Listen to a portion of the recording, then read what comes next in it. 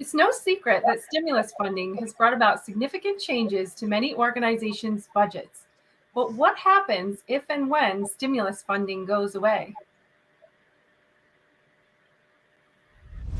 Hello, everybody, and welcome back to Coffee Time with Masterminds. My name is Peter Blakely, and I'm the founder and principal of Blakely Consulting. Welcome to Coffee Time with Masterminds. I am Cynthia Rojas, founder and principal of To Your Growth. Welcome to Coffee Time with Masterminds. I'm Rebecca Tuttle, founder and principal of Grant Right Now and Grant Writing for Good. Welcome to Coffee Time with Masterminds, episode 108. Today we're going to be talking about budgeting and what happens when the stimulus funding goes away. I'd like to introduce my two co-hosts, Cynthia Rojas and Peter Blakely. Good morning. Good morning, everybody. How are you? Good. Now, I understand, Cynthia, you may have to jump off mid-episode, so if you do, we'll just miss you and see if you are able to join us again. Thank you. All right. Well, if you're just joining us from the U.S. or even where we're syndicated in Australia, pop your name and where you're from in the chat. We'd love some engagement in today's episode. And I'd also like to welcome Ellen Sturgis, a frequent guest of ours on Coffee Time with Mastermind, to talk with us today about some budget planning and how can we anticipate changes in stimulus funding and how that might impact our budgets in the new year. Welcome, Ellen. Great. It's great to be back. Hi, Ellen. Thank you for joining us today. I feel like we haven't seen you in a while. It seems like, yes, time has passed quickly, this COVID time, right? Last time we were, it's both quick and eternal. Yeah. Last time you were on, we were talking about, creating budgets in shorter increments because there was so much uncertainty. Still uncertain. Right. And there is still uncertainty. Yeah. With different types. Absolutely. Absolutely. And, it would be great to start the show today with talking about what are some of the things that organizations should consider when building budgets. This today is going to be very informational, very educational for our listeners. But a lot of times organizations kind of create their budgets, not on the fly per se, but that may not be something that they have the capacity to really focus in on. So can you talk a little bit, Ellen, about building that budget really from the ground up and what organizations should prioritize? Right. So my mantra has always been that budgets really are the roadmap to meet your mission, whatever that happens to be. Like if you don't budget for it, you're not going to get there. So in this context, when you're starting it does feel a little like we have to start over again because the last 2 years have been so different on many, many levels. I think the first thing I'm encouraging my clients to do is to really focus, be really clear on what did you have to change in the last year since from March 2020, what additional expenses did you have? Maybe, and obviously what new revenue you got. I think the revenue in some ways is probably easier because it's pretty crystal clear. Most of us got PPP money for payroll support. We got, maybe ran a campaign to get COVID money to support for the loss of other revenue. But on the expense side, it might have been more clear and maybe not, maybe there's some hidden expenses. So the first thing I say is go through your current budget or your current expenses and say, what was different from the last couple of years? Because then you can start looking at it and saying, well, if those are the new things, how much is going to continue? Are those expenses you want to continue? And then there also could have been expenses you didn't have. People were working remotely. There was a lot. That means a lot of office-related expenses weren't spent. Yes, you might have had to spend on a Zoom account, for example, but you didn't have to have office supplies because everybody was doing it at home, and you didn't have the same sort of copying or whatever. Mm-hmm. So that's where I start in terms of this budgeting process. Were you finding that a lot of organizations, because when you have this balloon of stimulus funding, of course, you're going to have to increase your staffing capacity and your supplies capacity.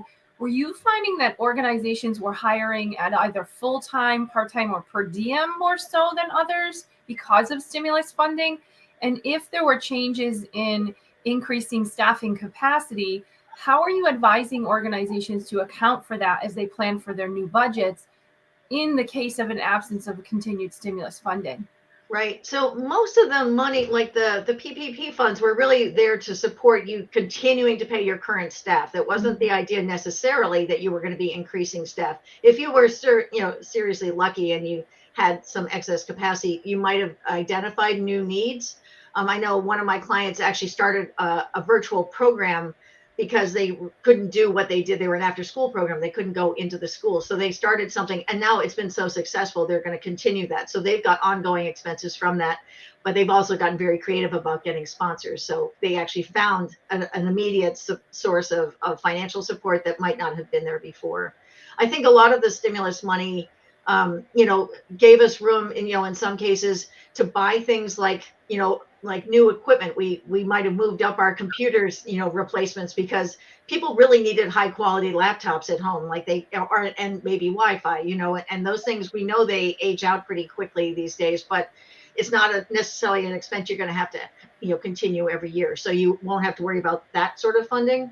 But I think there is a need to sort of think about, like, what are the critical things? I mean, if you've hired staff, during COVID that you now think is not needed, that's going to be a hard thing to do, because then no one wants to have to lay off someone at this point. So it's a question, is there a need going forward for that person? Can you tweak their skill set, whatever?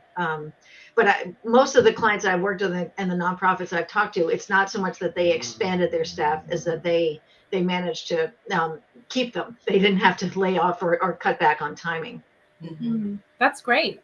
That's really great. And it must have reassured a lot of organizations' team members, because the one thing that a lot of people were in fear of was, am I going to be able to keep my job? Right. And granted, there was a significant transfer of skill into new positions as well. But that's a really interesting point that you make, Ellen. And it seems, just from what I'm hearing, that organizations may fare better after all because of that extra funding. And because I think we didn't have hopefully, I know not everybody took advantage or was able to get into that funding. They did close off it multiple times, but I think to not have to have that disruption, because there was so much else going on. The idea that you'd have to deal with laying off staff, and I know organizations that did early on, essentially, I would say to some extent, maybe in retrospect, they panicked.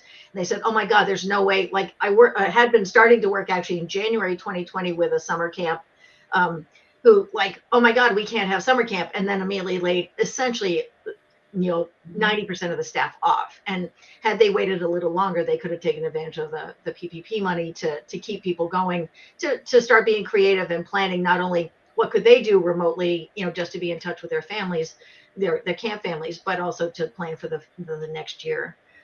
That's an area. Anybody working with children was, whether it was a public school, private school, public school, or camps, that was the hardest, I think, in some ways, for nonprofits to plan on, because you just didn't know. And then, as you said earlier, like, we had no idea how long this was going to go on for. So, and it's right. It's still going on. And it's still going on. It's just become the new normal.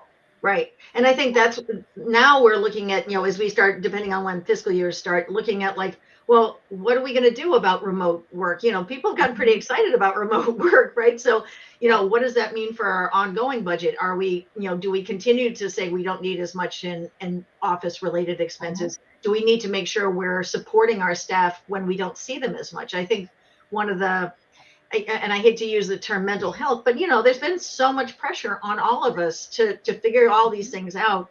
And then if you're not seeing your staff as much as you used to, how do you show your support for them? How do you make sure that they're doing okay, and that you have a check-in that, we're all getting a little tired of Zoom, but on the other hand, it works pretty well when you're all scattered to the winds and don't have to drive. There's a lot of savings and mental health benefits of not having to. Of not doing that. Yeah. Yeah. Yeah. And I have seen some organizations that have taken advantage of this opportunity to reduce their footprint, and they're saving thousands of dollars in rent because they know that having everybody in the office 5 days a week is just not how we're going to work going forward. So they're working with hoteling spaces and things like that. Yeah. And that's, and of course, I think especially for nonprofits, we don't tend, for the small and medium size, we don't tend to be locked into long-term leases. So, Yeah. there's flexibility there, whereas some of the big corporate buildings that are going to be empty for some time because they got stuck, Yeah. But I think it's, that's the opportunity. I'm trying to send out a message of sort of optimism at this point as we're budgeting, saying we have some great things we've learned about ourselves, about our businesses, about about how the world can work through this, the silver lining of all this. And so, narrowing that down to is like, so what does that mean for expenses, and what does it mean for budgeting? The revenue side is trickier because I think some of the funders are not quite there yet. They're thinking, why aren't you all back to normal? Which to them means, everybody in the office, programs are fully in person, whatever. And so that's going to take a little bit of work, I think, to make sure they understand. Like, have you noticed this isn't over yet? So so how are you helping organizations think about this coming year's budget? Is it the time to be thinking about growing, or are they still consolidating? I think I wouldn't say consolidating, but I'd say, it's sort of what's the right word? Just retooling a bit. It's not I don't think growth is a good plan right now, but I think it's, think through, like, so what are the pieces that you want to maintain, from the changes, and then what do you want to get back to, and just being, so that exercise at this point is pretty clear. And it might mean, if for budgets who, usually do multi-year budgeting or something, it's like, we're not at a multi-year place yet. I don't think, we still have to figure out what our new normal is going to look like. I think that's that exercise of really going through, like, because it goes well beyond finance people, right? To say, what have we really benefited from over these last 2 years? What can we keep that really helped us be a better organization? And then what are the stresses, and I go back to the stress of mental health. It's like, not only with your clients, but with your staff, like, make sure you're addressing, like, the support that they need to adjust, to try to go back to their own new normal, and I think personnel costs are going to be a little different, because I think we're going to realize maybe it's more time off, more flexibility. I mean, I think the great thing about working at home is that we've built in flexibility. It's like, you have to be at your computer for X number of hours, but you know what? You don't have to commute for the extra 2 hours. So we can work through breaks or whatever, It's a good thing for women in particular, I'd say. So. Are you seeing organizations build in structural care into their budgets? And another question is, are there any line items that you are trying to reassure organizations that it's okay to let go of? That second one's very interesting. So on the first part, I'd say building in flexibility on time off, on just, make sure you have enough personal days you're giving people so they can have that time off, but also being really clear on, if you're working at home, say you're working at home 3 days a week, what are the expectations of your availability? Is there certain blocks of time? How do you communicate with other staff that you're not going to be at your computer for a certain period of time? And then on the other side is like, how do we make sure we're staying together as a team? Do we meet once a month to have ice cream or something, sometime where you actually do get to physically see people. Now, if people have actually moved away, which I know has happened in several organizations where people took the opportunity, it's like, oh, it's Boston based, but I'm now living in New Hampshire or Vermont or something, well, then you got to work a little extra on that. But I think in terms, so your second part of your question is interesting in terms of line items. I mean, again, it depends on how much you're going virtual. Obviously, if you're totally virtual, you don't have rent anymore. You don't, and all that piece goes away.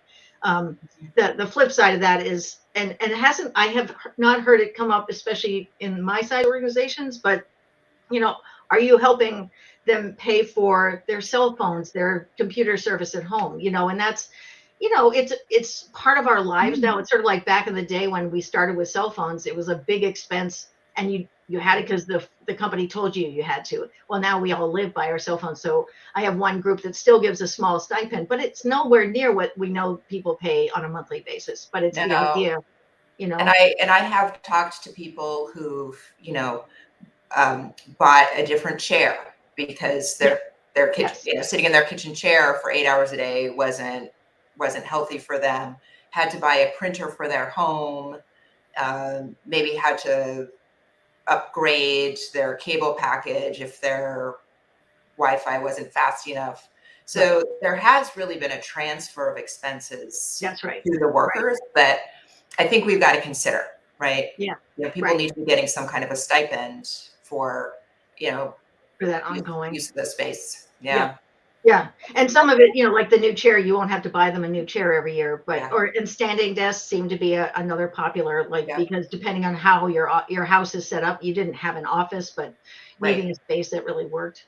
Yeah. You know, there's really an interesting point here that we could actually transition into a new episode, because what used to be was only high level management got cell phones, or only high level managers got new office supplies or office furniture. Right. And this is really a conversation about equity. It really is. Absolutely. Yeah. You know, I have always had really, really strong feelings about, you know, ways that lower paid workers subsidize the organization. Yeah. Right. And if you've got, you know, somebody whose job is community engagement, who's out of the office all of the time, and they're using their own car and they're using their own cell phone, and we're not paying for their gas or bicycle maintenance, as the case may be, right? And we're not paying their cell phone expenses, then we're taxing them to do their job, right? Yeah. And I think organizations really, really have to think about that, especially from an equity perspective, right? Yeah. Right. So I wrote that down for a show topic. Yeah. Yeah. No, I mean, it's definitely, especially with, you know, office furniture. I mean, we're talking to a friend who worked in a law office, and, you know, it was always the partners who got that stuff. Nobody else got it. And all of a sudden they're getting, and they were spending serious dollar on really nice, those chairs that are advertised on BUR, you know, like, wow. You know, it's like, really, you can actually get one of those chairs, you know, but it's true. I mean, you know, and I think the ongoing part of that is, what are we going to expect for, you know, for the ongoing, you know, especially when if it's not 100%, you know, how do you, you know, right. Having that conversation honestly about, like, what's the real cost, and then again, when you don't live in the city and you have to wonder, like, what is your Wi-Fi options, and, you know, that it's not as reliable as we're used to having. I'm working with this place up in fairly rural Vermont, and, you know, you can't, you know, the minute you're out of the office, there is no cell coverage, you know, there's nothing. And so if someone wanted to work at home, it's almost not an option, you know, so. Yeah. Well, I asked the question just to close out, Peta, before we go on to the next, about leaving line items out or excluding them from budgets, because oftentimes what you find in larger grants, especially with state and federal, organizations have a fear of not spending out the funding enough, you know, to the cent, of fear of returning those funds. And if we have to let an organization a budget line item go, there's a fear that it will never come back, and it may be necessary. So there is a lot of anxiety within the programs that have budgets within the greater organization. And I think a lot of that anxiety can be alleviated by opening up the communication of just how you're structuring budgets. And that's one of the goals of the show today. So are you finding that organizations are being more communicative in designing budgets with program directors, with the program teams, or are the designs of budget systems pretty much staying the same? No, I would say it is more, you know, more people are involved, because there's so much to talk about in terms of, you know, balancing those changes with what do we want to do going forward. And, you know, that it can't be done by, even say that Norm would be the executive director and the finance director sort of pull together a budget. And it's just not that likely you could do it anymore, you know. And there's the hiring challenges, like, you know, depending on your sector, like, it's really hard to hire right now, and how much do we have to pay to get people, you know, benefits package, giving that sort of what expectations are now in terms of, not only because it's an inducement to hire, but also, like, people need more. I mean, you know, I guess I would say when I started working, mental health was a total bonus if your insurance company paid any kind of, personal or therapy or whatever. Not to mention like physical. I mean, you might need more massages or more chiropractors. I mean, there's the way your body takes in all that stress. So, but really, in terms of the program thing, it's really about having that broader conversation with the whole staff or with the entire sort of management team, I guess I would call it. About let's think hard about what we want to do next. Budgets, the numbers are the last thing that come up. It's really having that, like, again, going back to the mission. It's like, where do we want to go in the next year? If it's not we're not going into we're not pulling out our strategic plan that was written in 2019. We're talking about the next year from 22 to 23. Like, what can we expect? What do we want? Where do we want to be at the end of, say, 2023? And then think about what has changed and what needs to be better funded. Mm-hmm. And are you working on the assumption that there is not going to be any more stimulus funding available? Yes, I am not assuming. I'm assuming that's done. I think the appetite for that much, it was a one-time thing, and I think we can assume, and I do think that as we lose that funding and might still want to have some of that, that amount in our budgets, it's going back to the funders, and they know that the stimulus funding's gone, and if you can tell the story, just like with any grant writing, right, Rebecca, that tell a good story of, like, we learned that we're really good at this new thing that we took on during COVID, and we want to continue it, but we need your financial support to continue it now that we can't depend on any other. And some of that stimulus funding also sort of trickled down into the individuals who felt really bad about some of our organizations being really stressed out. And, if you're in food security or insecurity, or housing, it was particularly intense. I think that's where we're going to have to go, and, and reach out to those same individuals again. I mean, the need doesn't go away. Of course, the stock market's activity isn't helping some of those big donors, but, I am feeling that'll be over by 2023. We're going to go back to a fairly healthy stock market. That's not that I'm an economist. I've been talking to a lot of different investment advisors, and they were all sort of apologizing, saying, "Well, we thought we'd have a break-even year this year." It's like, what? But next year we're good. I'm like, okay, if we're by next year, I'd be happy. So yeah, I mean, I think that there's just been some anxiety, and it might not be that people actually have less money to give yet, but I think I'm sensing a lot of anxiety that might be preventing people from giving, right? Yeah. Or, also too, that I'm finding is if organizations continue to ask the same donors for the same funding at the same time every year, there's almost this assumption by the part of the organization that, they'll just give again because they have given again, again and again. And this sense of maybe unconscious entitlement to funding has to go away. And we have to be more creative in how we're asking people to support our organizations. And we have to be more proactive in giving out tangible results, tangible, data to show our donors what are we really accomplishing that is worthy and worth the investment that they have historically made. Because right. I was just going to say, because there's so much need out there that's not that it's a new need, but that is newly surfaced need that has always pre-existed. I mean, let's just take racism, for example, that donors are gravitating more toward issues that touch their heartstrings from a humanitarian perspective for real-time concerns and healing in their community. So that's all I wanted to just say about that. But I think that the point that you made goes both for individual donors and for foundations. Absolutely. Where I've seen foundations just say, we're not going to fund this anymore because we funded it 5 times. And now we need to fund something else. And I've really seen that come as a shock to organizations that have just come to rely on receiving that funding over and over.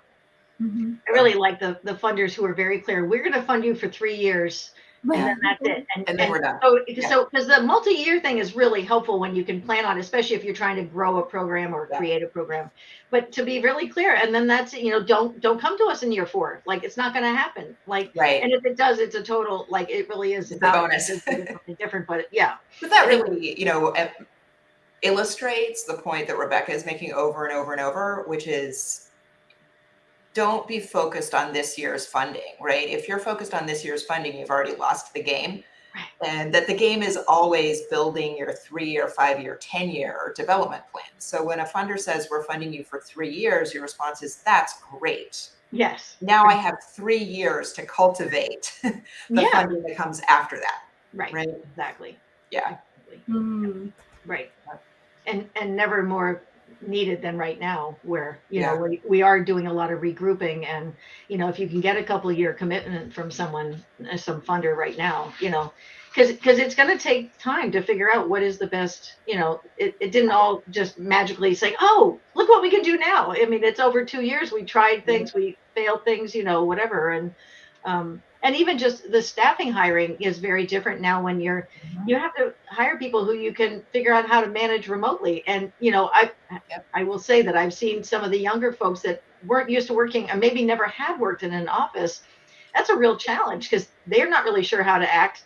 And we don't know how to manage people that we don't see over the proverbial coffee pot every day. Right. It's really, so there is a lot to be adjusting for. And I think, the younger hires, I definitely am seeing that's probably one of the bigger hiring challenges, because, their sort of expectations of what they should be paid, what their job looks like, their flexibility. They just assume, well, since there's been 2 years of COVID and everybody had to be flexible, that I get that forever. I was like, oh, you wish, or don't we all, right? I mean, we all wish we could have had this flexibility, 20 years ago. It's interesting because on the reverse side of that, well, maybe not reverse, but on the other side of that, we write a lot of grants on social isolation and, combating the social isolation, the trauma, the fear that clients and communities have experienced as a result of COVID. It's almost, I guess you would say, an oxymoron keeping our staff, in the homes while we're trying to also re-engage communities outside of the home, especially with school children. That's where we've seen the most impact. Yeah. And that trauma is going to be there for a long time. This is not, no one really even knows the effects of COVID on children, families. So this is something that if organizations don't start becoming more attuned to solutions, using their data, capturing their data, as Peter will speak to, this is the time now. So call Peter and ask her for this help. Because also as organizations are capturing these data, they're going to be the ones that are reporting out to show, what that impact really is. And so much research is going to come from that. And just really quickly, as we read research for grant proposals to write our justifications, you'll see that research tends to be dated 2, 3, 10 years sometimes back. Totally we don't have that time period for that research. We need it now. No, so it's really on the organizations. This is a situation that's constantly in flux. And if you wait for a book to come out about it, that book will already be way out of date and too late to help you, right? So now is the time for mini experiments and the kind of, on the ground, rapid response data collection that we've talked about using in our programs, which you can use on your staff and in your organization. And you can be measuring things like well-being and connection, and you can be doing little experiments like ice cream socials, Zoom socials, maybe quarterly staff meetings that are in person and more retreat style, and then immediately gathering feedback. And I would really, really, really encourage you, please write about that and put it on your blog. Because your neighbors need to know, right? What you do is not going to go well. It's all experiments. So please write it up and then let somebody else iterate on it, because that's how we all contribute to the field. And I was going to say, I love that, Peter. We're writing history. Yes, right. one of my clients last year, they went fully remote and decided they weren't going to go back. They sort of committed after being remote that they were good, but partly they had already had people scattered, even some internationally, but they also committed to at least twice a year a major staff gathering in whatever location, that was both, for work, but also for that sort of socialization and to make sure people still knew who each other were, Yeah. I think that's, again, there's an expense that you might not have had in the past, but it's a replacement perhaps of other expenses you did have, but really important. And, again, with the camps, I was talking to a guy who works with a lot of different camps. He said there's one that's actually created a room of a bunch of computers for a camp that usually doesn't allow even cell phones because the kids need to be in touch with their therapists every week. They're doing video therapy. Right. I'm like, wow. And that's now. That's not, as you said, Rebecca, it's not going away. This is going to be years where these kids have to really come back to a better place in terms of, feeling safe or feeling like that. Yeah. I think it's going to define what a capital request is, because oftentimes funders don't support capital requests unless you receive those state or federal funds. There is so much redefinition involved. Mm-hmm. And I don't know, Ellen, you've just given us some remarkable show topics going forward. So yeah, we wrote them all down because and I got my pen here. Yeah, there you go. Well, thank you for joining us, Ellen. We're at the 30-minute mark. Yeah, absolutely. If you would like to leave our guests with any takeaways, we would love to close out the show. I just think, just the way it's been hard on our staffs, be kind with yourself as you're trying to figure out what the new budget looks like. Like take your time to cut, to break down everything you've had to spend over the last 2 years. Think about what you really want to do next, and then start building back. And don't add this to your stress. That's what I would say. Great. Ellen, thank you so much. It was really great to see you today. Yeah, great. Thank you for having me. Have a great weekend. Have a great weekend, everybody. You too. Bye-bye.